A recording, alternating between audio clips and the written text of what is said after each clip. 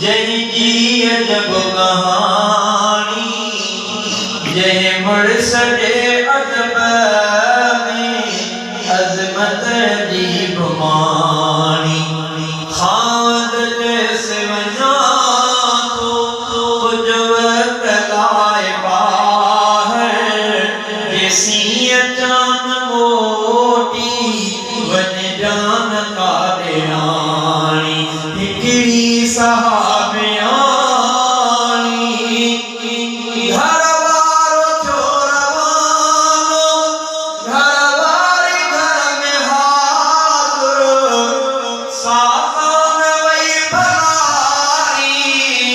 हिकु पल बि घर खां ॿाहिरि कुझ ॾींहं गुज़रिया उन जो बीमार थी पियो बाबो कुझ ॾींहं गुज़रिया उन जो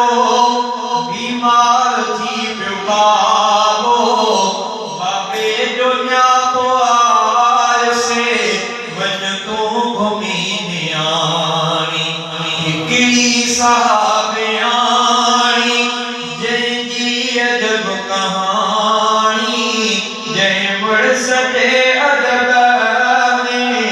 अज़मत जी गुमानी खाद जैसे वञा थो कुझ वक़्त लाइ ॿाहिरि जेसीं अचान मोटी वञ जान काॾे आणी हिकिड़ी सहाबियाणी औरत चयो त खावंद जी कान इजाज़त छो न आमूद लाज़िम घर वारे जी इताअत मजबूर आहियां बाबे ॾे कीअं हलां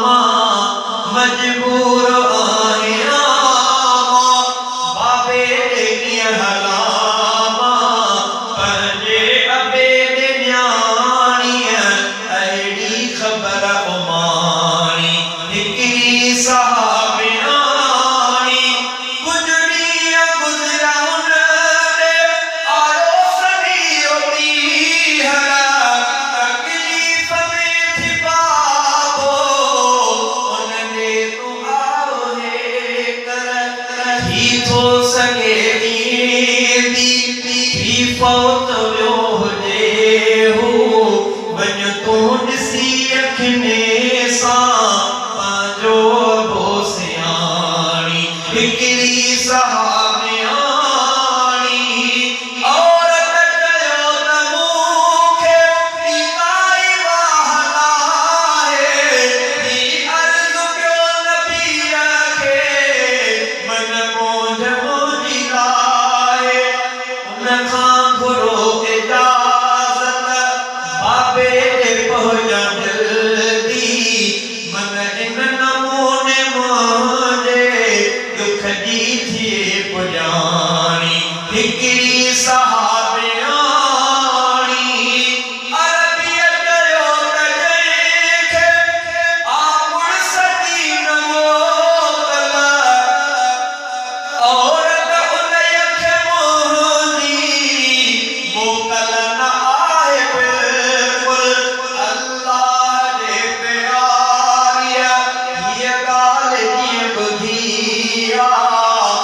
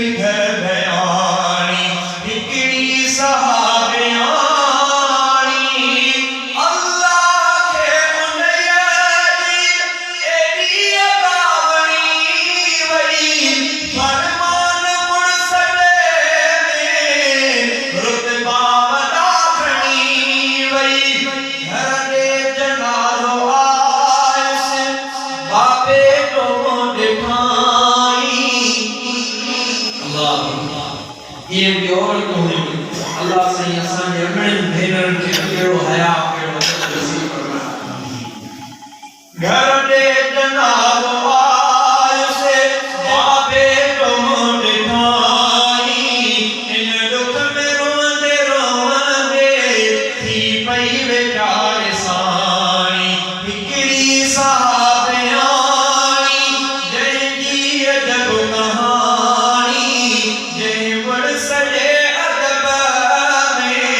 अज़मत अजीब कहाणी हिकिड़ी